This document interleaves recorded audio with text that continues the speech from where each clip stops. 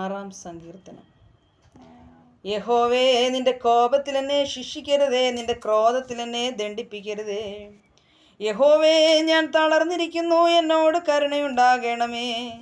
യഹോവേ, എൻ്റെ അസ്ഥികൾ ഭ്രമിച്ചിരിക്കുന്നു, എന്നെ സൗഖ്യമാക്കണമേ. എൻ്റെ പ്രാണനും അത്യന്തം ഭ്രമിച്ചിരിക്കുന്നു. നീയോ യഹോവേ എത്രത്തോളം? യഹോവേ, തിരിഞ്ഞെൻ്റെ പ്രാണനെ വിടുവിക്കണമേ. നിന്റെ കാരുണ്യ നിമിത്തം എന്നെ രക്ഷിക്കണമേ. മരണത്തിൽ നിന്നെക്കുറിച്ച് ഓർമ്മയില്ലല്ലോ. പാതാളത്തിൽ ആര് നിനക്ക് സ്തോത്രം ചെയ്യും? എൻ്റെ ഞരക്കം കൊണ്ട് ഞാൻ തകർന്നിരിക്കുന്നു. രാത്രി മുഴുവനും എൻ്റെ കിടക്കയെ ഒഴുക്കുന്നു. കണ്ണുനീർ കൊണ്ട് ഞാൻ എൻ്റെ കട്ടിലിനെ നനയ്ക്കുന്നു. ദുഃഖം കൊണ്ട് എൻ്റെ കണ്ണ് കുഴിഞ്ഞിരിക്കുന്നു. എൻ്റെ സകല വൈരികളും ഹേതുവായി ക്ഷീണിച്ചുമിരിക്കുന്നു.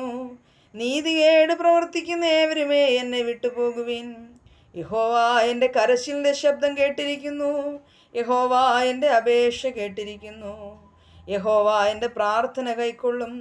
എൻ്റെ ശത്രുക്കളെല്ലാവരും ലജ്ജിച്ച് ഭ്രമിക്കും. അവർ പിന്തിരിഞ്ഞ് പെട്ടെന്ന് നാണിച്ചു പോകും. ബാറയ്ക്കുമോർ.